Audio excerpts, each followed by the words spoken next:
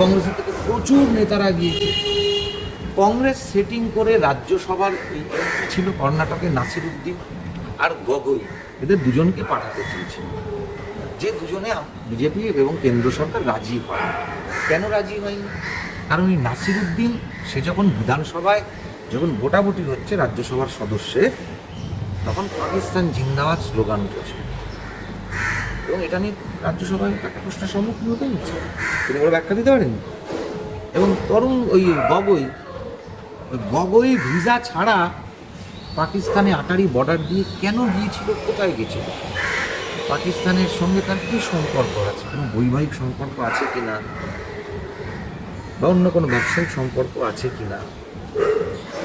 একজন MP তিনি হাঁটতে হাঁটতে বর্ডার ক্রস করে চলে গেলেন পাকিস্তানে ভিসা ছাড়া,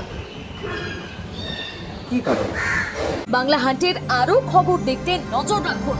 বাংলা খবর মানেই বাংলা হান্ট।